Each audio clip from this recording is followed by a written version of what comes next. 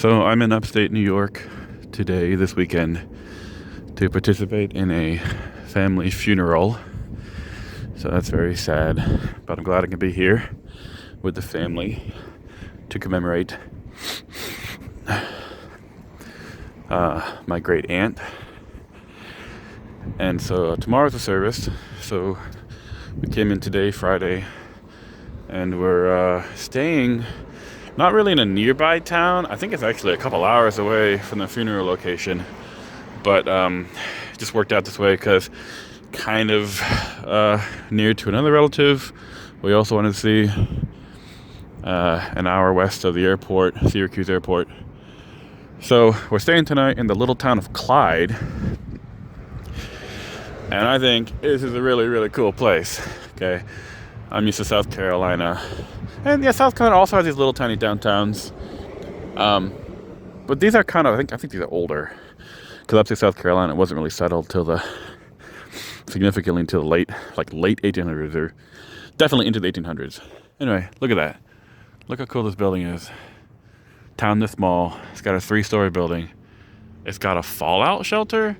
Are they being serious there, or does someone just have interesting art taste? I have no idea. Pretty cool though. So my dad booked the Airbnb for us tonight.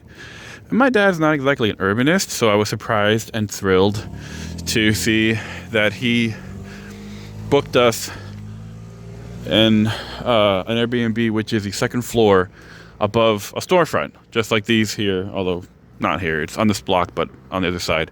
I'll get to that eventually. So I'm comparing this to the towns I've walked around in upstate South Carolina.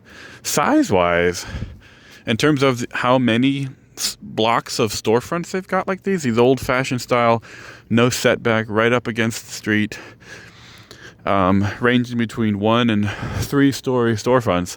I feel like this is...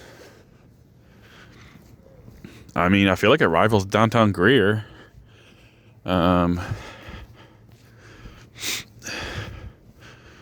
Different shape in terms of the grid, but the difference is downtown Greer is booming population-wise. All of upstate South Carolina has a really rapidly growing population, so there's very few empty storefronts in downtown Greer, which wasn't actually the case 20 years ago when we first moved to the area. But of course now it might have 1 or 2 empty in downtown Greer, probably just between tenants or something. But Clyde, you know what? I don't even know what county this is. Someone could tell me in the comments. Clyde, New York. I don't know which county it is, but I'm pretty sure, most of us in New York has not seen tons of population growth in a long time. But I'll have to check on the statistics later. I literally know nothing about this area other than this is in the Finger Lakes area, and the town's called Clyde. So that's it. That's all I'm working with. That is a cool post office. I like that. Kind of reminds me of the post office in the downtown Middlebury, Vermont. Maybe it was a similar era building. And here we got like a village green kind of a thing. Gazebo and actually some people in it. That's cool. So yeah, Clyde's got a ton of empty storefronts. I feel like it's probably easier to count the ones that have tenants currently using them than the ones that don't. It seems like there's 15 to 20% occupied storefronts, so probably. But it must have been pretty prosperous back in the day. Again, you see these, like a house like this, right? Somebody had money. And when you see these 3-story, they've got at least a couple 3-story, row buildings here in town.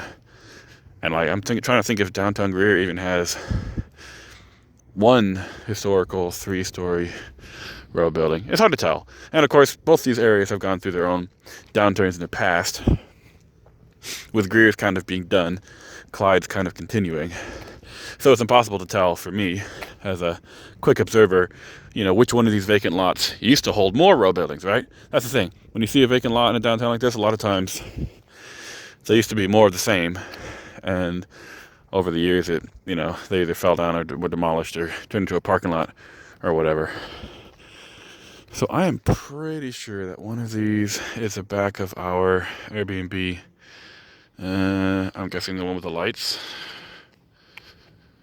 But also, no, never mind.